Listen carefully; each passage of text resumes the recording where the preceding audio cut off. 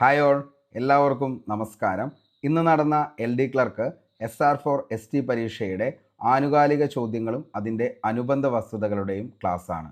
വരാനിരിക്കുന്ന CPO, assistant salesman, village extension officer, VFA, അതേപോലെ company board LGS മുതലായ എല്ലാ എക്സാമുകൾക്കും യൂസ്ഫുൾ ആവുന്ന തരത്തിലാണ് ഈ ഒരു ക്ലാസ് അറേഞ്ച് ചെയ്തിരിക്കുന്നത്. കാരണം ഓരോ ചോദ്യങ്ങളും നമ്മൾ പ്രീവിയസ് ഇയർ ക്വസ്റ്റ്യൻ പേപ്പറിൽ നിന്നും വന്ന കണക്റ്റിംഗ് ഫാക്റ്റ് ആയിരിക്കും അടുത്തു വരുന്ന എക്സാമുകളിൽ ചോദിക്കാറുള്ളത്. അതുകൊണ്ടാണ് ചോദ്യവും അതിൻ്റെ അനുബന്ധ വസ്തുതകൾ കൂടി നമ്മൾ ഡിസ്കസ് ചെയ്തു പോകുന്നത്. ക്ലാസ്സിൻ്റെ ലെങ്ത് അല്പം കൂടുതലായിരിക്കും. മൊത്തമായി കാണുക, തീർച്ചയായിട്ടും നിങ്ങൾക്ക് ഉപകാരപ്പെടുന്നതായിരിക്കും. കൂടാതെ ഇതിൻ്റെ PDF നോട്ടിന് നമ്മുടെ ടെലഗ്രാമിൽ കൂടി ജോയിൻ ചെയ്യുക. അതിൻ്റെ ലിങ്ക് താഴെ ഡിസ്ക്രിപ്ഷൻ ബോക്സിൽ അവൈലബിൾ ആണ്. അപ്പോൾ നമുക്ക് നേരെ ഇന്നത്തെ ആദ്യത്തെ ചോദ്യത്തിലേക്ക് കിടക്കാം. മോക്ഷ ചുഴലിക്കാറ്റിന് പേര് നിർദ്ദേശിച്ച രാജ്യം ഏതാണ്? മോക്ഷ ചുഴലിക്കാറ്റിന് പേര് നിർദ്ദേശിച്ച രാജ്യം യമനാണ്. ചെങ്കടൽ തീരത്തുള്ള കാപ്പി ഉൽപ്പാദനത്തിന് പേര് കേട്ട മോക്കോ എന്ന തുറമുഖ നഗരത്തിൻ്റെ പേരിൽ നിന്നാണ് ഈ പേര് വന്നത്. അപ്പോൾ ഉറപ്പായും പഠിച്ചു വച്ചോ, മോക്ഷ ചുഴലിക്കാറ്റിന് പേര് നിർദ്ദേശിച്ച രാജ്യം ശ്രദ്ധിക്കുക, ഏതാണ്? യമനാണ്. ഇനി ചെങ്കടൽ തീരത്തുള്ള കാപ്പി ഉൽപ്പാദനത്തിന് പേര് കേട്ട മോക്കോ എന്ന തുറമുഖ നഗരത്തിൻ്റെ പേരിൽ നിന്നാണ് ഈ പേര് വന്നത് എന്നതുകൂടി ഓർത്തു വയ്ക്കുക. നമുക്ക് അടുത്ത ചോദ്യത്തിലേക്ക് പോകാം. ഐക്യരാഷ്ട്രസഭയുടെ ഇപ്പോഴത്തെ സെക്രട്ടറി ജനറൽ ആരാണ്? ഐക്യരാഷ്ട്രസഭയുടെ ഇപ്പോഴത്തെ സെക്രട്ടറി ജനറൽ? Antonio Guterres. ഒത്തിരി തവണ PSC ചോദിച്ചൊരു ചോദ്യമാണ് അന്റോണിയോ ഗുട്ടറസുമായി ബന്ധപ്പെട്ടത്. ഏറ്റവും കൂടുതൽ ചോദിച്ചേക്കണ മറ്റൊരു ചോദ്യം എന്ന് പറയുന്നത് അന്റോണിയോ ഗുട്ടറസ് എത്രാമത്തെ വ്യക്തിയായിരുന്നു സെക്രട്ടറി ജനറൽ ആയത് എന്ന് ചോദിച്ചിട്ടുണ്ട്. അത് 9ാമത്തെ വ്യക്തിയാണ് അന്റോണിയോ ഗുട്ടറസ്. അതേപോലെ തന്നെ ചോദിച്ചിരിക്കുന്ന മറ്റൊരു ചോദ്യം എന്ന് പറയുന്നത് അന്റോണിയോ ഗുട്ടറസ് ഏത് രാജ്യക്കാരനാണ്? അപ്പോൾ പോർച്ചുഗൽക്കാരനായിട്ടുള്ള വ്യക്തിയാണ് അന്റോണിയോ ഗുട്ടറസ് എന്നുള്ളത് കൂടി ഒന്ന് ഓർത്തു വയ്ക്കുക. അതേപോലെ തന്നെ ഇദ്ദേഹം എന്നാണ് നിയമിതനായതെന്ന് ചോദിച്ചു കഴിഞ്ഞാൽ 2017 ജനുവരി 1 അദ്ദേഹം ഈ പദവിയിൽ ചുമതലയേറ്റത്. ഓക്കെ, അപ്പോൾ 4 ഫാക്റ്റാണ് അന്റോണിയോ ഗുട്ടറസുമായി ബന്ധപ്പെട്ട് നമ്മൾ പഠിച്ചത്. ഒന്നാമത്തത്, ഇപ്പോഴത്തെ UN സെക്രട്ടറി ജനറൽ ആരാന്ന് ചോദിച്ചു കഴിഞ്ഞാൽ ഐക്യരാഷ്ട്രസഭയുടെ ഇപ്പോഴത്തെ സെക്രട്ടറി ജനറൽ ആണ് അന്റോണിയോ ഗുട്ടറസ്. എത്രാമത്തെ വ്യക്തിയാണെന്ന് ചോദിച്ചു കഴിഞ്ഞാൽ 9ാമത്തെ വ്യക്തിയാണ്. അടുത്തത് ഏത് രാജ്യക്കാരനാണെന്ന് ചോദിച്ചു കഴിഞ്ഞാൽ അദ്ദേഹം പോർച്ചുഗൽക്കാരനാണ്. അതേപോലെ തന്നെ എന്നാണ് അദ്ദേഹം ചുമതലയേറ്റതെന്ന് ചോദിച്ചാൽ മക്കളെ 2017 ജനുവരി 1 എന്നുള്ളത് കൂടി ഓർത്തു വയ്ക്കുക. വളരെ കൃത്യമായി തന്നെ മനസ്സിലായി പഠിച്ചു പോകണം. കാരണം തീർച്ചയായിട്ടും ഒരു ചോദ്യം ഇതിൽ നിന്നും നമുക്ക് പ്രതീക്ഷിക്കാം. ഓക്കെ, അടുത്ത ചോദ്യം, നീതി ആയോഗിൻ്റെ എക്സ് ഒഫീഷ്യോ ചെയർപേഴ്സൺ ആരാണ്? നീതി ആയോഗിൻ്റെ എക്സ് ഒഫീഷ്യോ ചെയർപേഴ്സൺ ആരാന്ന് ചോദിച്ചാൽ ആരാണ്? പ്രധാനമന്ത്രിയാണ്. അപ്പോൾ നീതി ആയോഗിൻ്റെ എക്സ് ഒഫീഷ്യോ ചെയർപേഴ്സൺ ഇന്ത്യയുടെ പ്രധാനമന്ത്രിയായ നരേന്ദ്രമോദിയാണ്. ഓക്കെ, അങ്ങനെയാണെങ്കിൽ PSC ഒത്തിരി തവണ ചോദിക്കാറുള്ള മറ്റൊരു ചോദ്യം എന്ന് പറയുന്നത് നീതി ആയോഗിൻ്റെ ഇപ്പോഴത്തെ ചെയർമാൻ, വൈസ് ചെയർമാൻ ആരാന്ന് ചോദിച്ചു കഴിഞ്ഞാൽ ആരാണ്? സുമൻ കെ ബെറി ആണെന്നുള്ളതും ഓർത്തു വയ്ക്കുക. അപ്പോൾ സുമൻ കെ ബെറി ആണ് നീതി ആയോഗിൻ്റെ ഇപ്പോഴത്തെ വൈസ് ചെയർമാൻ എന്ന് പറയുന്നത്. അങ്ങനെയാണെങ്കിൽ നീതി ആയോഗിൻ്റെ ഇപ്പോഴത്തെ CEO ആരാന്ന് ചോദിച്ചു കഴിഞ്ഞാൽ ആരാണ്? അത് BVR സുബ്രഹ്മണ്യമാണ് എന്നുള്ളത് ഓർത്തു വയ്ക്കുക. അപ്പോൾ ഇത്രയും ഫാക്റ്റ് നീതി ആയോഗുമായി ബന്ധപ്പെട്ട് പഠിച്ചു വച്ചോ. കാരണം എന്തായാലും ഒരു ചോദ്യം നീതി ആയോഗുമായി ബന്ധപ്പെട്ട് PSC എക്സാമുകളിൽ ചോദിക്കാറുണ്ട്. അപ്പോൾ നീതി ആയോഗിൻ്റെ ഇപ്പോഴത്തെ എക്സ് ഒഫീഷ്യോ ചെയർപേഴ്സൺ ആണ് നരേന്ദ്രമോദി. ആരാണ് ഇപ്പോഴത്തെ വൈസ് ചെയർമാൻ എന്ന് ചോദിച്ചു കഴിഞ്ഞാൽ ആരാണ്? അത് നമ്മുടെ സുമൻ കെ ബെറിയാണ്. നീതി ആയോഗിൻ്റെ ഇപ്പോഴത്തെ CEO ആരാന്ന് ചോദിച്ചു കഴിഞ്ഞാൽ ആരാണ്? അത് BVR സുബ്രഹ്മണ്യം ആണെന്നുള്ളത് ഓർത്തു വയ്ക്കുക. എന്നാണ് നീതി ആയോഗ് നിലവിൽ വന്നത് എന്നുള്ളത് നിങ്ങൾക്ക് അറിയാമെങ്കിൽ ഇതിൻ്റെ ഉത്തരം താഴെ ഒന്ന് കമൻറ്റ് ചെയ്യുക. ഓക്കെ, ഒത്തിരി തവണ ചോദിച്ച മറ്റൊരു ചോദ്യമാണ് നീതി ആയോഗ് നിലവിൽ വന്ന വർഷം എന്നാണ് എന്നുള്ളത്. ഓക്കെ, അടുത്ത ചോദ്യമാണ്, റിസർവ് ബാങ്ക് ഓഫ് ഇന്ത്യയുടെ 26ാമത്തെ ഗവർണറായി നിയമിതനായത് ആരാണ്? റിസർവ് ബാങ്ക് ഓഫ് ഇന്ത്യയുടെ 26ാമത് ഗവർണറായി നിയമിതനായത് ആരാന്ന് ചോദിച്ചു കഴിഞ്ഞാൽ ആരാണ്? സഞ്ജയ് മൽഹോത്രയാണ്. റിസർവ് ബാങ്ക് ഓഫ് ഇന്ത്യയുടെ ഇപ്പോഴത്തെ ഗവർണർ ആരാണെന്ന് ചോദിച്ചാൽ ആരാണ്?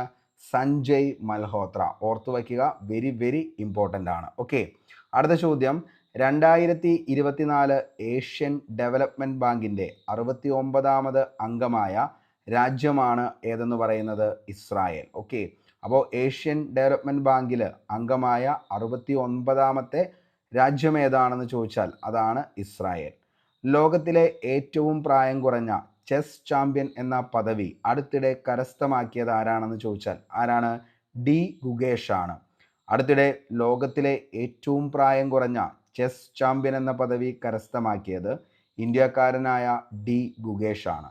2024 ഡിസംബറിൽ സിംഗപ്പൂരിൽ നടന്ന ലോക ചെസ് ചാമ്പ്യൻഷിപ്പിൽ ചൈനയുടെ ഡിങ് ലിറനെ പരാജയപ്പെടുത്തിയാണ് ഡി ഗുഗേഷ് ഈ ചരിത്ര നേട്ടം സ്വന്തമാക്കിയത്. അപ്പോൾ ആരെയാണ് പരാജയപ്പെടുത്തിയത്? ചൈനയുടെ ഡിങ് ലിറനെ പരാജയപ്പെടുത്തിയാണ് ഡി ഗുഗേഷ് ഈ ചരിത്ര നേട്ടം സ്വന്തമാക്കിയത്. അന്ന് അദ്ദേഹത്തിൻ്റെ വയസ്സ് 18 വയസ്സ് മാത്രമായിരുന്നു. ഡി ഗുഗേഷിൻ്റെ പ്രായമെന്ന് പറയുന്നത്. ഈ വിജയത്തോടെ ഗാരി കാസ്പറോവിൻ്റെ റെക്കോർഡാണ് അദ്ദേഹം മറികടന്നത്. അപ്പോൾ ഈ വിജയത്തോടെ ഗാരി കാസ്പറോവിൻ്റെ റെക്കോർഡും മറികടന്നു ആര്? ഡി ഗുഗേഷ്. അപ്പോൾ ഓർത്തു വയ്ക്കുക, ലോകത്തിലെ ഏറ്റവും പ്രായം കുറഞ്ഞ ചെസ് ചാമ്പ്യൻ എന്ന പദവി അടുത്തിടെ കരസ്ഥമാക്കിയത് ഡി ഗുഗേഷ് ആണ്. 2024 ഡിസംബറിൽ സിംഗപ്പൂരിൽ നടന്ന ലോക ചെസ് ചാമ്പ്യൻഷിപ്പിൽ ചൈനയുടെ ഡിങ് ലിറനെ പരാജയപ്പെടുത്തിയാണ് ഡി ഗുഗേഷ് ഈ ചരിത്ര നേട്ടം സ്വന്തമാക്കിയത് എന്നുള്ളത് കൂടി ഓർക്കുക. അന്ന് 18 വയസ്സ് മാത്രമായിരുന്നു അദ്ദേഹത്തിൻ്റെ പ്രായം. ഈ വിജയത്തോടെ ഗാരി കാസ്പറോവിൻ്റെ റെക്കോർഡും അദ്ദേഹം എന്ത് ചെയ്യാണ്? മറികടന്നു.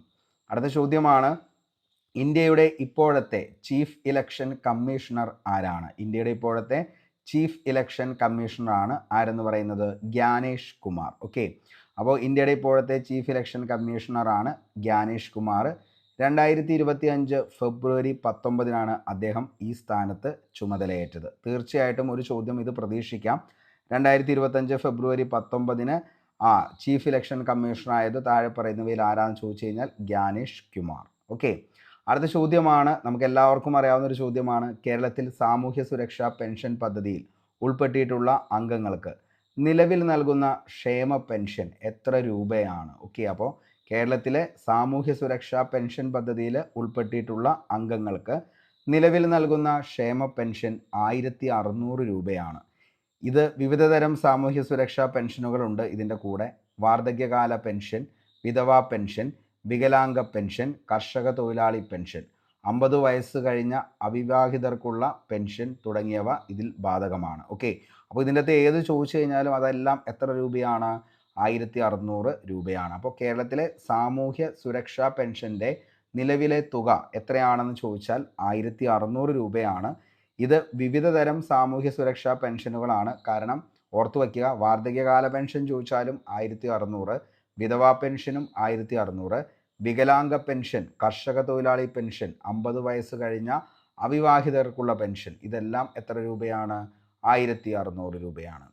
ചില പ്രത്യേക സാഹചര്യങ്ങൾ, ഉദാഹരണത്തിന് 75 വയസ്സിന് മുകളിലുള്ള വാർദ്ധക്യകാല പെൻഷന് 80% മുകളിൽ വൈകല്യമുള്ളവർക്ക് തുകയിൽ വ്യത്യാസങ്ങൾ വരാം. എന്നാൽ പൊതുവായി നിലവിൽ 1600 രൂപയാണ് ഏറ്റവും സാധാരണയായി നൽകുന്ന തുക എന്നുള്ളത് ഓർത്തു വയ്ക്കുക. ഓക്കെ, അപ്പോൾ എന്താണ്?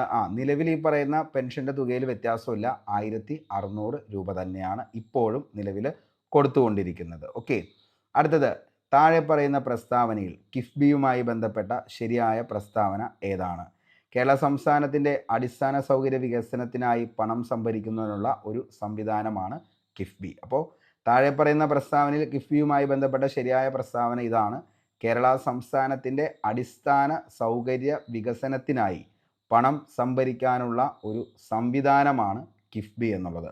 ഓപ്ഷൻ എ ആണ് കറക്റ്റ് ആൻസർ.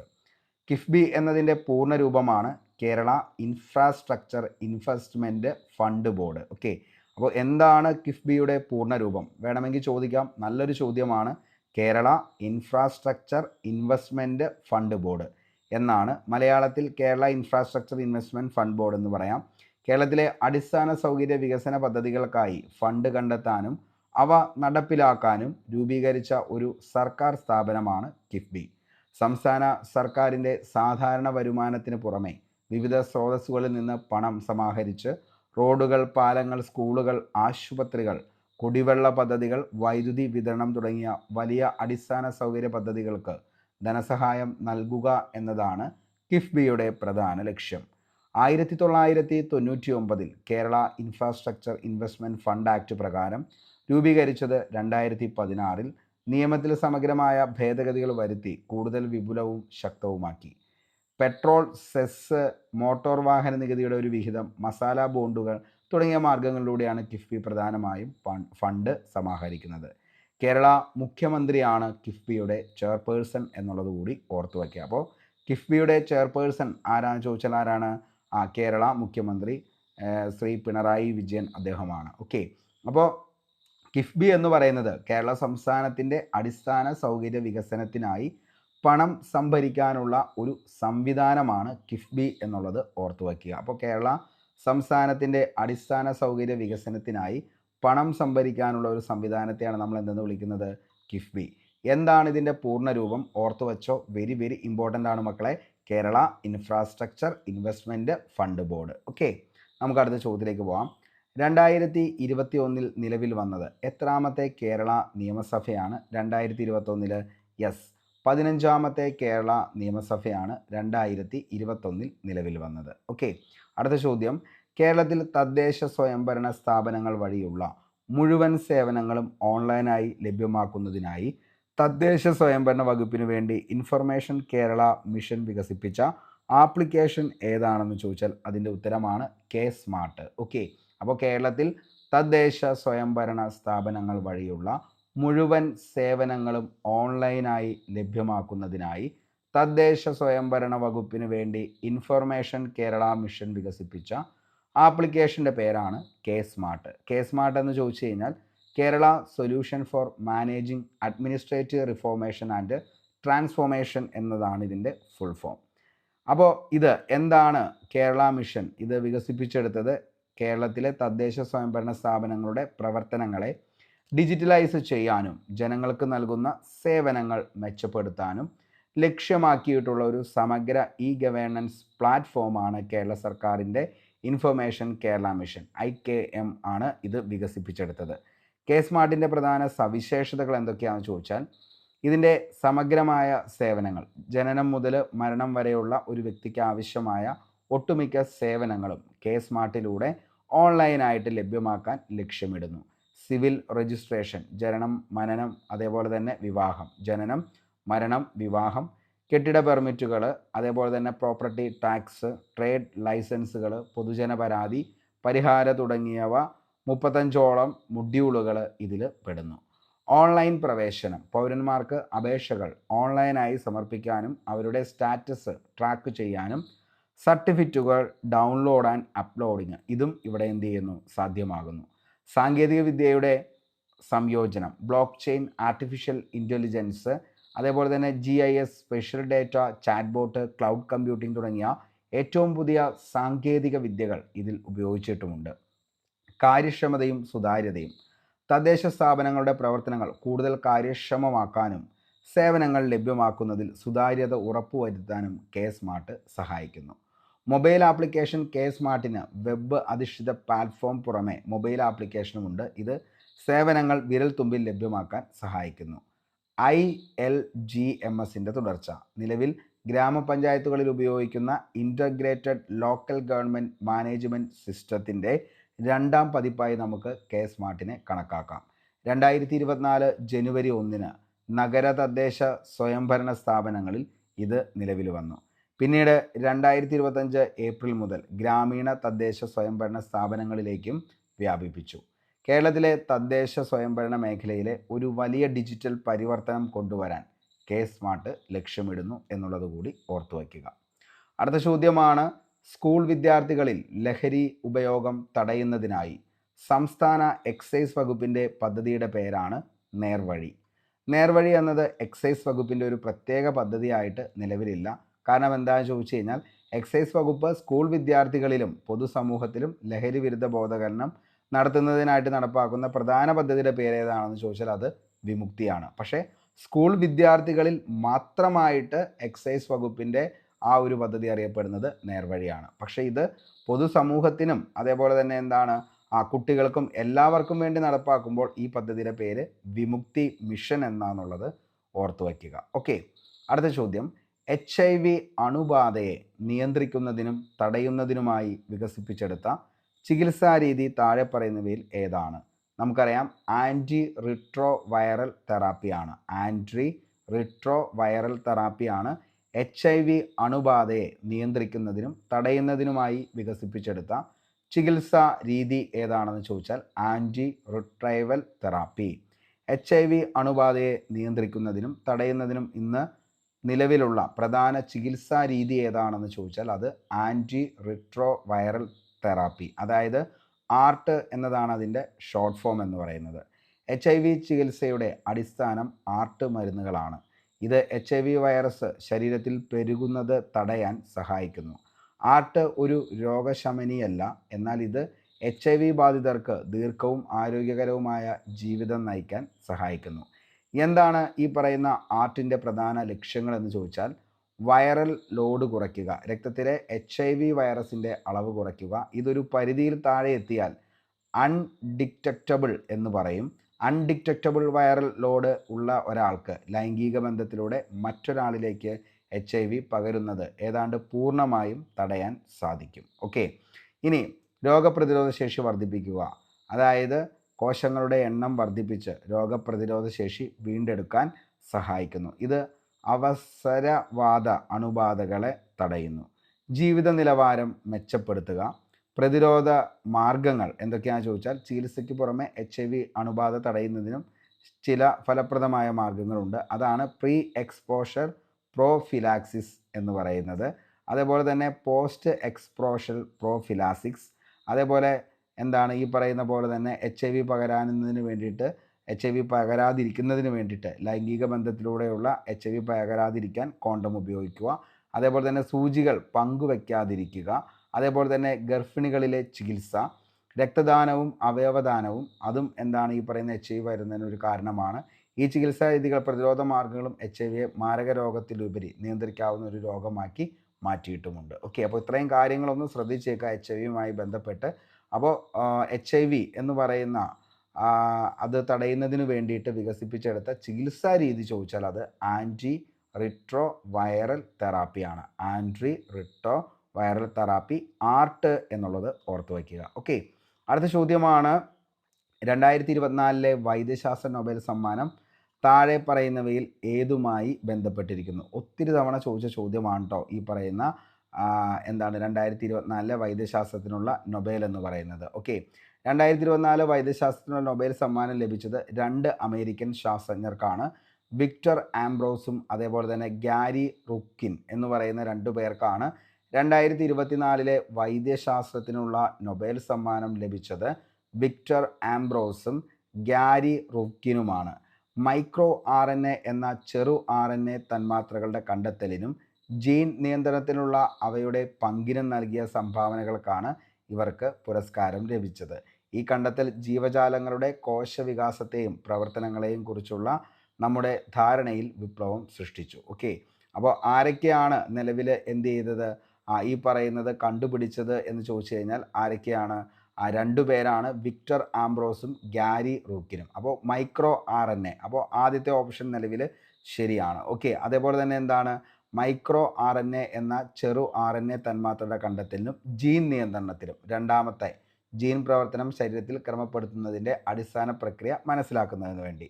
നമ്മുടെ ആൻസർ എന്ന് പറയുന്നത് ഓപ്ഷൻ ബി ആണ്. 1ഉം 2ഉമാണ് ഇതിൻ്റെ അകത്ത് ആൻസറായിട്ട് വരുന്നത്. ഓക്കെ, അപ്പോൾ വിക്ടർ ആംബ്രോസും ഗാരി റൂക്കിനും മൈക്രോ RNAയും അതേപോലെ തന്നെ എന്താണ് ജീൻ നിയന്ത്രണത്തിലുള്ള അവയുടെ പങ്കിനെക്കുറിച്ചുമാണ് 2024 വൈദ്യശാസ്ത്ര നൊബേലിന് അർഹരാക്കിയത് ഇവരെ 2 പേരെയും. അതിൽ വിക്ടർ ആംബ്രോസ് എന്ന് പറയുന്നതും ഗാരി റൂക്കിൻ എന്ന് പറയുന്ന ഈ 2 പേരെയും എന്ത് ചെയ്യുക, ഓർത്തു വയ്ക്കുക. ഇത് 2ഉം അമേരിക്കൻ ശാസ്ത്രജ്ഞന്മാരാണ് എന്നുള്ളത് കൂടി മനസ്സിലാക്കി വയ്ക്കുക. ഓക്കെ, അടുത്തത് 2025 നവംബർ മാസത്തിൽ നടക്കുന്ന G20 ഉച്ചകോടിക്ക് ആതിഥേയത്വം വഹിക്കുന്ന രാജ്യം ഏതാണ്? 2025 നവംബർ മാസത്തിൽ G20 ഉച്ചകോടിക്ക് ആതിഥേയത്വം വഹിക്കുന്നത് നമ്മുടെ ആൻസർ ഓപ്ഷൻ എ ആണ്, സൗത്ത് ആഫ്രിക്ക. 2025 നവംബർ മാസത്തിൽ നടക്കുന്ന G20 ഉച്ചകോടിക്ക് ആതിഥേയത്വം വഹിക്കുന്ന രാജ്യം ദക്ഷിണാഫ്രിക്കയാണ്. നവംബർ 22നും 23നും ജോഹന്നാസ്ബർഗിൽ വച്ചാണ് ഉച്ചകോടി നടക്കുന്നത്. അപ്പോൾ ജോഹന്നാസ്ബർഗിൽ വച്ചാണ് ഇതിൻ്റെ ഉച്ചകോടി നടക്കുന്നത്. ആഫ്രിക്കൻ ഭൂഖണ്ഡത്തിൽ നടക്കുന്ന ആദ്യത്തെ G20 ഉച്ചകോടിയാണ് ഇതെന്നുള്ളത് കൂടി ഓർത്തു വയ്ക്കുക. അപ്പോൾ 2025 നവംബർ മാസത്തിൽ നടക്കുന്ന G20 ഉച്ചകോടിക്ക് ആതിഥേയത്വം വഹിക്കുന്നത് സൗത്ത് ആഫ്രിക്ക, അതായത് ദക്ഷിണാഫ്രിക്കയാണ്. എന്നാണിത് നടക്കുന്നതെന്ന് ചോദിച്ചാൽ നവംബർ 22-23 കറക്റ്റ് സ്ഥലം ചോദിച്ചു കഴിഞ്ഞാൽ അത് ജോഹന്നാസ്ബർഗിൽ വച്ചാണ് ഉച്ചകോടി നടക്കുന്നത്. ആഫ്രിക്കൻ ഭൂഖണ്ഡത്തിൽ വച്ച് നടക്കുന്ന G20 ഉച്ചകോടിയുടെ ആദ്യത്തെ ഉച്ചകോടിയാണിത് എന്നുള്ളതും ഓർത്തു വയ്ക്കുക. അടുത്ത ചോദ്യം, ഓപ്പറേഷൻ സിന്ദൂറിൽ പാകിസ്ഥാനിൽ നിന്നുള്ള ഡ്രോൺ മിസൈൽ ആക്രമണത്തിൽ നിന്ന് പ്രതിരോധത്തിനായി ഇന്ത്യ ഉപയോഗിച്ച സുദർശൻ ചക്ര എന്നറിയപ്പെടുന്ന വ്യോമയാന പ്രതിരോധ സംവിധാനത്തിൻ്റെ പേരെന്താണ്? ഇത് നമ്മൾ കഴിഞ്ഞ ദിവസം ഡിസ്കസ് ചെയ്തപ്പോൾ പറഞ്ഞതാണ്. S-400 ട്രിംഫ് ആണ്. ഓക്കെ, S-400 ട്രിംഫ് നമ്മൾ അന്ന് പറഞ്ഞിരുന്നു. അതായത് ഓപ്പറേഷൻ സിന്ദൂറിനെ കുറിച്ചുള്ള അനുബന്ധ വസ്തുതകൾ വളരെ ഡീറ്റെയിൽ ആയിട്ട് തന്നെ നമ്മൾ പറഞ്ഞു. അപ്പോൾ നമ്മൾ പറഞ്ഞതാണ് ഈ പറയുന്ന എന്താണ് S-400 ട്രിംഫിനെ കുറിച്ച്. അതേപോലെ തന്നെ നിലവിൽ എവിടെയാണ് ഇത് ഓപ്പറേഷൻ നടന്നതെന്നുള്ളത്, അങ്ങനെയുള്ള ഡീറ്റെയിൽ ആയിട്ടുള്ള കാര്യങ്ങൾ പറഞ്ഞിരുന്നു. എന്നിരുന്നാലും ഒന്നുകൂടി ഇതിനെക്കുറിച്ച് ഞാൻ പറയാം. ഇന്ത്യൻ സൈന്യവും വ്യോമസേനയും ചേർന്ന് അടുത്തിടെ നടത്തിയ ഒരു പ്രധാന സൈനിക നീക്കമാണ് ഓപ്പറേഷൻ സിന്ദൂർ. 2025 മെയ് 7-8 തീയതികളിൽ പാകിസ്ഥാൻ്റെ ഭാഗത്തു നിന്നുണ്ടായ ഡ്രോൺ മിസൈൽ ആക്രമണങ്ങളെ പ്രതിരോധിക്കുന്നതിനായി ഇന്ത്യ നടത്തിയ തിരിച്ചടിയായിരുന്നു ഇത്. ഈ ഓപ്പറേഷനിൽ പാകിസ്ഥാൻ്റെ ഡ്രോണുകളെയും മിസൈലുകളെയും നിർവീര്യമാക്കാൻ ഇന്ത്യ പ്രധാനമായും ഉപയോഗിച്ചത് അതിൻ്റെ S-400 എയർ ഡിഫൻസ് സിസ്റ്റം ആയിരുന്നു. ഈ S-400 സംവിധാനത്തിൻ്റെ ഇന്ത്യ ഔദ്യോഗികമായി സ്വീകരിച്ച പേരായിരുന്നു സുദർശൻ ചക്ര. അതായത് S-400 എയർ ഡിഫൻസ് സിസ്റ്റം, ഇതിൻ്റെ ഔദ്യോഗിക പേരാണ് എന്തെന്ന് പറയുന്നത് സുദർശൻ ചക്ര എന്നാണ് പേരിട്ട് വിളിക്കുന്നത്. അപ്പോൾ ഓപ്പറേഷനിൽ പാകിസ്ഥാൻ്റെ ഡ്രോണുകളെയും മിസൈലുകളെയും നിർവീര്യമാക്കാൻ ഇന്ത്യ പ്രധാനമായും ഉപയോഗിച്ചത് ഏതാണെന്ന് ചോദിച്ചാൽ സുദർശൻ ചക്രയാണ്. അതായത് S-400 air defence system. Okay, ചുരുക്കത്തിൽ ഓപ്പറേഷൻ സിന്ദൂർ എന്നത് ഇന്ത്യ നടത്തിയ പ്രതിരോധ നീക്കമാണ്. അതിൽ പാകിസ്ഥാൻ്റെ വ്യോമ ആക്രമണങ്ങളെ തടയാൻ ഉപയോഗിച്ച പ്രധാന ആയുധ സംവിധാനമായിരുന്നു സുദർശൻ ചക്ര. സുദർശൻ ചക്ര S-400 എയർ ഡിഫൻസ് സിസ്റ്റമാണ് ഈ പറയുന്ന സുദർശൻ ചക്ര. മക്കളെ ശ്രദ്ധിക്കുക, വെരി വെരി ഇമ്പോർട്ടൻ്റ് ആണ്. സുദർശൻ ചക്ര S-400 എയർ ഡിഫൻസ് സിസ്റ്റം. ഈ ഓപ്പറേഷനിലൂടെ ഇന്ത്യ പാകിസ്ഥാൻ്റെ ഭീകരവാദ ശക്തികൾക്കും വ്യോമ പ്രതിരോധ സംവിധാനങ്ങൾക്കും കനത്ത പ്രഹരം ഏൽപ്പിച്ചതായിട്ട് റിപ്പോർട്ടുകൾ പറയുന്നു. ഓക്കെ, അപ്പോൾ ഇത്രയും കാര്യങ്ങൾ എന്ത് ചെയ്യുക, ഓർത്തു വയ്ക്കുക. അപ്പോൾ S-400 ട്രിംഫാണ് എന്ത് ഈ പറയുന്ന ഓപ്പറേഷൻ സിന്ദൂറിൽ പാകിസ്ഥാനിൽ നിന്നുള്ള ഡ്രോൺ മിസൈൽ ആക്രമണങ്ങളിൽ നിന്ന് പ്രതിരോധത്തിനായി ഇന്ത്യ ഉപയോഗിച്ച സുദർശൻ ചക്ര എന്നറിയപ്പെടുന്ന വ്യോമ പ്രതിരോധ സംവിധാനത്തിൻ്റെ പേരാണ് S-400 ട്രിംഫ്. ഓക്കെ, അടുത്തത് ആട്ടിടയന്മാരുടെ താഴ്വര വാലി ഓഫ് ഷെപ്പേഡ് എന്ന പേരിൽ അറിയപ്പെടുന്ന സ്ഥലം ഏതാണ്? ആട്ടിടയന്മാരുടെ താഴ്വര എന്നറിയപ്പെടുന്ന കാശ്മീരിലെ ലിഡർ താഴ്വരയാണ് ശരിക്കും ആട്ടിടയന്മാരുടെ താഴ്വര എന്നറിയപ്പെടുന്നത്. കാശ്മീരിലെ ലിഡർ താഴ്വര ഇത് പഹൽഗാം മേഖലയിലാണ് സ്ഥിതി ചെയ്യുന്നത്. മനോഹരമായ പുൽമേടുകളും പർവ്വതനിരകളും ലിഡർ നദിയും ഈ താഴ്വരയുടെ സൗന്ദര്യത്തിന് മാറ്റുകൂട്ടുന്നു. പരമ്പരാഗതമായി ആട്ടിടയന്മാർ തങ്ങളുടെ ആട്ടിൻകൂട്ടങ്ങളുമായി വേനൽക്കാലത്ത് ഇവിടെ എത്തി താമസിച്ചു പോരുന്നു. അതുകൊണ്ടാണ് ഇതിന് ആട്ടിടയന്മാരുടെ താഴ്വര എന്ന പേര് ലഭിച്ചത്. ഓക്കെ, അപ്പോൾ ഓർത്തു വച്ചോ, ആട്ടിടയന്മാരുടെ താഴ്വര എന്നറിയപ്പെടുന്നത് ഏതാണ്? ലിഡർ താഴ്വരയാണ്. അതായത് പഹൽഗാം മേഖലയിലാണ് ഇത് സ്ഥിതി ചെയ്യുന്നത്.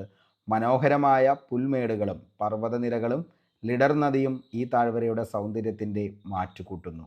പരമ്പരാഗതമായി ആട്ടിടയന്മാർ തങ്ങളുടെ ആട്ടിൻകൂട്ടങ്ങളുമായി വേനൽക്കാലത്ത് ഇവിടെ എത്തി താമസിച്ചു പോരുന്നതുകൊണ്ടാണ് ഇതിന് ഈ പേര് ലഭിച്ചത്. ഹിമാലയൻ പർവ്വതനിരകളിലെ പിർപ്പാഞ്ചൽ മലനിരകളിൽ സ്ഥിതി ചെയ്യുന്ന ഈ പ്രദേശം ട്രക്കിങ്ങിനും പ്രകൃതി സൗന്ദര്യം ആസ്വദിക്കാനും പറ്റിയ ഒരിടമാണ്. അമർനാഥ് യാത്രയുടെ പ്രധാന ബേസ് ക്യാമ്പായ പഹൽഗാം ലിഡർ താഴ്വരയുടെ ഭാഗമാണ്. അപ്പോൾ പഹൽഗാം എന്ന് പറയുന്നത് ഏത് താഴ്വരയുടെ ഭാഗമാണ്? ലിഡർ താഴ്വര, അതായത് ആട്ടിടയന്മാരുടെ താഴ്വരയുടെ ഭാഗമാണ് പഹൽഗാം. ഓക്കെ, അപ്പോൾ പഹൽഗാമുമായി ബന്ധപ്പെട്ട് കറണ്ട് അഫയേഴ്സിൽ 2 ചോദ്യമാണ് വന്നത്. അതുകൊണ്ട് തന്നെ നമുക്ക് അത്രയധികം ഇമ്പോർട്ടൻ്റ് ആണ്. ഇതപ്പോൾ നിങ്ങൾ മൊത്തമായി എന്ത് ചെയ്യുക, പഠിച്ചു വയ്ക്കുക. ഓക്കെ, അടുത്തത് കേരള സംഗീത നാടക അക്കാദമിയുടെ ഇപ്പോഴത്തെ ചെയർമാൻ ആരാണെന്ന് ചോദിച്ചാൽ ആരാണ്? മട്ടന്നൂർ ശങ്കരൻകുട്ടിയാണ്. ഇദ്ദേഹം മട്ടന്നൂർ ശങ്കരൻകുട്ടി പ്രമുഖ ചെണ്ട കലാകാരനാണ് കേട്ടോ.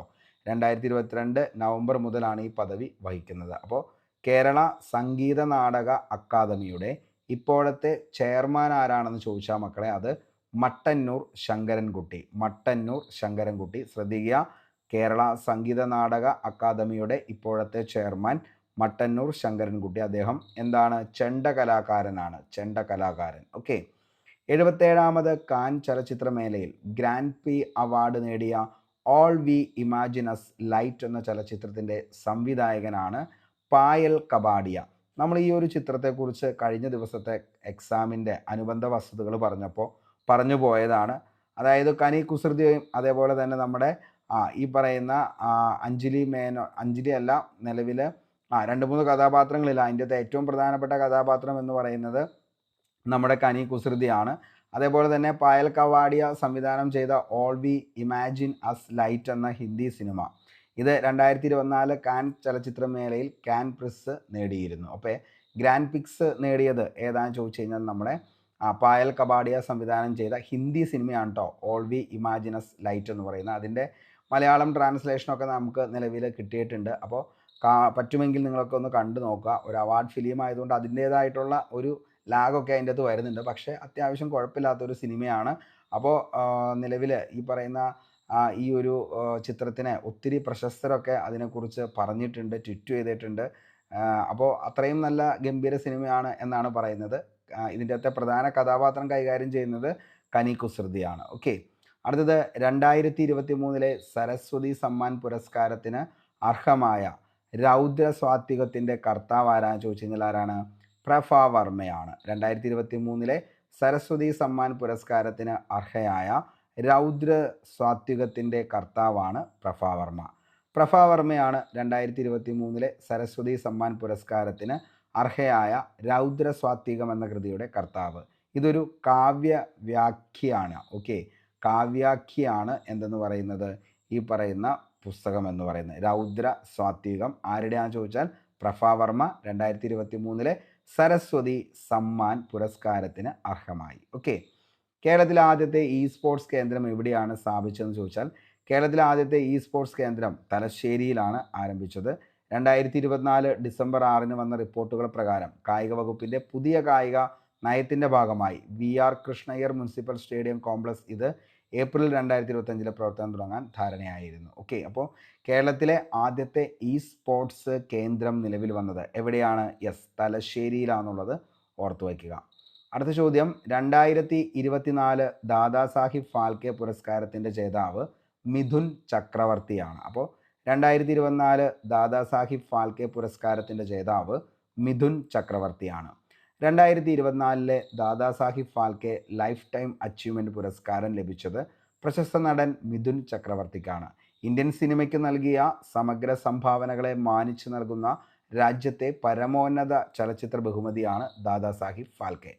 അതോടൊപ്പം Dadasaheb Phalke international film festival award 2024 എന്ന പേരിൽ മറ്റൊരു പുരസ്കാര ചടങ്ങും നടന്നിരുന്നു. ഈ ചടങ്ങിൽ വിവിധ വിഭാഗങ്ങളിൽ പുരസ്കാരങ്ങൾ നൽകിയിട്ടുണ്ട്. അതിൽ പ്രധാനപ്പെട്ട ചില വിഭാഗങ്ങളും വിജയികളുമാണ് മികച്ച സിനിമ ജവാൻ, മികച്ച നടൻ ഷാരൂഖ് ഖാൻ, മികച്ച നടി റാണി മുഖർജി, ചലച്ചിത്ര മേഖലയിലെ സമഗ്ര സംഭാവന മാഷുമി ചാറ്റർജി, സംഗീതമേഖലയിലെ ദാദാസാഹിബ് ഫാൽക്കെ പുരസ്കാരം എന്ന് പറയുമ്പോൾ ഭാരത സർക്കാർ നൽകുന്ന ഏറ്റവും ഉയർന്ന ബഹുമതിയാണ് ലൈഫ് ടൈം അച്ചീവ്മെൻറ്റ് പുരസ്കാരം എന്ന് അർത്ഥമാക്കുന്നത്. ഓക്കെ. അപ്പോൾ ഇത്രയും കാര്യങ്ങളാണ് ജസ്റ്റ് ഞാൻ പറഞ്ഞത്. അപ്പോൾ പറഞ്ഞ കാര്യങ്ങളെല്ലാം കൃത്യമായി തന്നെ മനസ്സിലായി എന്ന് കരുതുന്നു. തീർച്ചയായിട്ടും 2025 വരാനിരിക്കുന്ന എക്സാമുകൾക്ക് നമുക്ക് ഇതിൽ നിന്നുള്ള ചോദ്യങ്ങളിൽ ഏതെങ്കിലുമൊക്കെ കണക്റ്റിംഗ് ഫാക്റ്റ് എങ്കിലും പ്രതീക്ഷിക്കാം. അതുകൊണ്ട് മക്കളെ ഇത് മൊത്തമായി എന്ത് ചെയ്യുക, പഠിച്ച് സെറ്റായിട്ട് പോവുക. ഇതിൻ്റെ ക്വസ്റ്റ്യൻ പേപ്പർ കാറ്റഗറി നമ്പർ എന്ന് പറയുന്നത് 079/2025 ആണ്. ക്വസ്റ്റ്യൻ പേപ്പർ ആവശ്യമുണ്ടെങ്കിൽ താഴെ ഞാൻ ഇതിൻ്റെ ഫുൾ PDF ഇട്ടേക്കാം. അപ്പോൾ ഒന്ന് ചെയ്തു നോക്കുക, തീർച്ചയായിട്ടും ഉപകാരപ്പെടും. അപ്പം നമ്മൾ പറഞ്ഞ കാര്യങ്ങൾ ഒന്നുകൂടി ഓടിച്ചു പറയാം. മോക്ഷ ചുഴലിക്കാറ്റിന് ആ പേര് നിർദ്ദേശിച്ചത് യമനാണ്. ഐക്യരാഷ്ട്രസഭയുടെ ഇപ്പോഴത്തെ സെക്രട്ടറി ജനറൽ അന്റോണിയോ ഗുട്ടറസ് ആണ്. നീതി ആയോഗിൻ്റെ എക്സ് ഒഫീഷ്യോ ചെയർപേഴ്സൺ ആരാന്ന് ചോദിച്ചാൽ പ്രധാനമന്ത്രി. റിസർവ് ബാങ്ക് ഓഫ് ഇന്ത്യയുടെ 26ാമത് ഗവർണർ ജനറലായി നിയമിതനായത് സഞ്ജയ് മൽഹോത്ര. 2024 ഏഷ്യൻ ഡെവലപ്മെൻറ്റ് ബാങ്കിൽ 69ാമത് അംഗമായ രാജ്യം ഏതാണെന്ന് ചോദിച്ചാൽ അത് ഇസ്രായേലാണ്. ലോകത്തിലെ ഏറ്റവും പ്രായം കുറഞ്ഞ ചെസ് ചാമ്പ്യൻ എന്ന പദവി അടുത്തിടെ കരസ്ഥമാക്കിയത് ഡി ഗുഗേഷ് ആണ്. ഇന്ത്യയുടെ ഇപ്പോഴത്തെ ചീഫ് ഇലക്ഷൻ കമ്മീഷണർ ആരാന്ന് ചോദിച്ചാൽ ജ്ഞാനേഷ് കുമാറാണ്. അടുത്തത് കേരളത്തിൽ സാമൂഹ്യ സുരക്ഷാ പെൻഷൻ പദ്ധതിയിൽ ഉൾപ്പെട്ടിട്ടുള്ള അംഗങ്ങൾക്ക് നിലവിൽ നൽകുന്ന ക്ഷേമ പെൻഷൻ എത്ര രൂപയാണെന്ന് ചോദിച്ചാൽ 1600 രൂപയാണ്. അടുത്തത് താഴെ പറയുന്ന പ്രസ്താവനയിൽ കിഫ്ബിയുമായി ബന്ധപ്പെട്ട ശരിയായ പ്രസ്താവന ഒന്ന് മാത്രമാണ് ശരി. കേരള സംസ്ഥാനത്തിൻ്റെ അടിസ്ഥാന സൗകര്യ വികസനത്തിനായി പണം സംഭരിക്കാനുള്ള ഒരു സംവിധാനമാണ് എന്തെന്ന് പറയുന്നത് കിഫ്ബി. അടുത്തത് നമ്മൾ ചോദിച്ചു 2021 നിലവിൽ വന്നത് എത്രാമത്തെ കേരള നിയമസഭയാണ്? 15ാമത്തെ. അടുത്തത് 2021 നിലവിൽ വന്ന 15ാം കേരള നിയമസഭയാണ് നമ്മൾ പറഞ്ഞു. കേരളത്തിൽ തദ്ദേശ സ്വയംഭരണ സ്ഥാപനങ്ങൾ വഴിയുള്ള മുഴുവൻ സേവനങ്ങളും ഓൺലൈനായി ലഭ്യമാക്കുന്നതിനായി തദ്ദേശ സ്വയംഭരണ വകുപ്പിന് വേണ്ടി ഇൻഫർമേഷൻ കേരള മിഷൻ വികസിപ്പിച്ച ആപ്ലിക്കേഷൻ്റെ പേരാണ് കെ സ്മാർട്ട്. ഓർത്തു വയ്ക്കുക, വെരി വെരി ഇമ്പോർട്ടൻ്റ്. സ്കൂൾ വിദ്യാലയങ്ങളിൽ ലഹരി ഉപയോഗം തടയുന്നതിനായി സംസ്ഥാന എക്സൈസ് വകുപ്പിൻ്റെ പദ്ധതിയാണ് ഏതെന്ന് പറയുന്നത് നേർവഴി. പക്ഷേ അത് മൊത്തമായിട്ട് പറയുകയാണെങ്കിൽ ചോദിച്ചു കഴിഞ്ഞാൽ അത് വിമുക്തി മിഷനാണെന്നുള്ളത് ഓർക്കുക. HIV അണുബാധയെ നിയന്ത്രിക്കുന്നതിനും തടയുന്നതിനുമായി വികസിപ്പിച്ചെടുത്ത ചികിത്സാ രീതി ഏതാണെന്ന് ചോദിച്ചാൽ അതാണ് ആൻറ്റി റിട്രോ വൈറൽ തെറാപ്പി. ഓർത്തു വയ്ക്കുക, വെരി വെരി ഇമ്പോർട്ടൻ്റ്. അടുത്തതാണ് 2024 വൈദ്യശാസ്ത്ര നൊബേൽ സമ്മാനം താഴെ പറയുന്നവയിൽ ഏതൊക്കെ പ്രസ്താവനയുമായി ബന്ധപ്പെട്ടിരിക്കുന്നു? ഓപ്ഷൻ ബി 1ഉം 2ഉമാണ്. മൈക്രോ RNA കണ്ടുപിടുത്തം, ജീൻ പ്രവർത്തനം ശരീരത്തിൽ ക്രമപ്പെടുത്തുന്നതിൻ്റെ അടിസ്ഥാന പ്രക്രിയ മനസ്സിലാക്കുന്നതിന് വേണ്ടി. അടുത്തത് 2025 നവംബർ മാസത്തിൽ നടക്കുന്ന G20 ഉച്ചകോടിക്ക് ആതിഥേയത്വം വഹിക്കുന്ന രാജ്യം സൗത്ത് ആഫ്രിക്ക. സൗത്ത് ആഫ്രിക്കയിൽ നവംബർ 22-23 ജോഹന്നാസ്ബർഗിലാണ് ഉച്ചകോടി നടക്കുന്നത്. ഓപ്പറേഷൻ സിന്ദൂറിൽ പാകിസ്ഥാനിൽ നിന്നുള്ള ഡ്രോൺ മിസൈൽ ആക്രമണങ്ങളിൽ നിന്ന് പ്രതിരോധത്തിനായി ഇന്ത്യ ഉപയോഗിച്ച സുദർശൻ ചക്ര അറിയപ്പെടുന്ന വ്യോമയാന പ്രതിരോധ സംവിധാനത്തിൻ്റെ പേരാണ് S-400 ട്രിംബ് എന്ന് പറയുന്നത്. Very very important. ആട്ടിടയന്മാരുടെ താഴ്വര വാലി ഓഫ് ഷെപ്പേഡ് എന്ന പേരിൽ അറിയപ്പെടുന്നത് പഹൽഗാം. പക്ഷേ കറക്റ്റായിട്ടൊരു പ്രോപ്പർ പ്ലേസ് ചോദിച്ചു കഴിഞ്ഞാൽ അത് ലിഡർ വാലിയാന്നുള്ളത് ഓർക്കുക.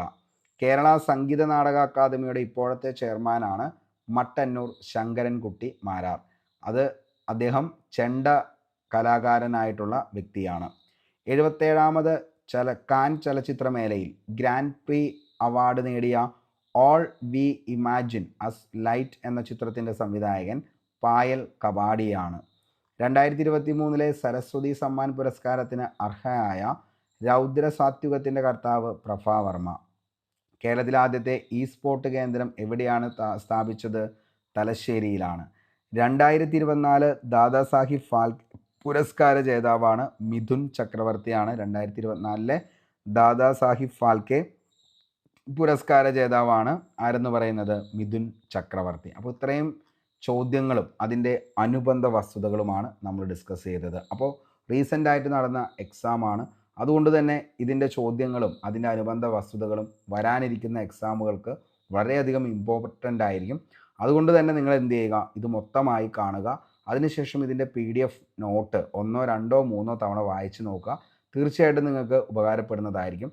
നമ്മൾ അസിസ്റ്റൻറ്റ് സെയിൽസ്മാന് വേണ്ടിയിട്ട് പക്കാ ഫ്രീ ആയിട്ടുള്ള ഒരു ബാച്ചും അതിൻ്റെ PDF നോട്ട് ഉൾപ്പെടെയുള്ള ക്ലാസ്സുകളെല്ലാം നിങ്ങൾക്ക് വേണ്ടി ഫ്രീ ആയിട്ടാണ് പ്രൊവൈഡ് ചെയ്യുന്നത്. ആരെങ്കിലും ജോയിൻ ചെയ്യാത്തവരുണ്ടെങ്കിൽ ഉടൻ തന്നെ നമ്മുടെ ചാനലൊന്ന് സബ്സ്ക്രൈബ് ചെയ്യുക. അതേപോലെ തന്നെ തൊട്ട് താഴെ ഈ ക്ലാസ്സുമായി ബന്ധപ്പെട്ട അനുബന്ധ വീഡിയോകൾ, അതായത് നമ്മുടെ ക്ലാസ്സിൻ്റെ വീഡിയോകൾ ഞാൻ ഇട്ടേക്കാം.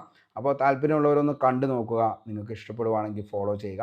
അതേപോലെ തന്നെ ഈ ഒരു കറണ്ട് അഫയേഴ്സ് ഉറപ്പായും പഠിച്ചിട്ട് വേണം അടുത്ത എക്സാമുകളിൽ പോകുന്നതിന് വേണ്ടിയിട്ട്. കാരണം അത്രത്തോളം പ്രധാനപ്പെട്ടതാണ്. പ്രത്യേകിച്ച് നമ്മുടെ ASM CPO അതേപോലെ തന്നെ ഫയർമാൻ ഫയർവുമൺ ഈ എക്സാമുകൾക്കൊക്കെ തീർച്ചയായിട്ടും ഇതിൽ നിന്നുള്ള ചോദ്യങ്ങൾ നമുക്ക് പ്രതീക്ഷിക്കാം. അപ്പോൾ നമ്മൾ പഠിച്ച കാര്യങ്ങളൊക്കെ വരുന്ന എക്സാമുകളിൽ ആവർത്തിക്കട്ടെ എന്ന് ആത്മാർത്ഥമായി സർവേശ്വരനോട് പ്രാർത്ഥിച്ച് ഇന്നത്തെ ക്ലാസ് ഇവിടെ വെച്ച് വൈൻഡപ്പ് ചെയ്യുന്നു. Signing off Arun Kombanadan. Thank you.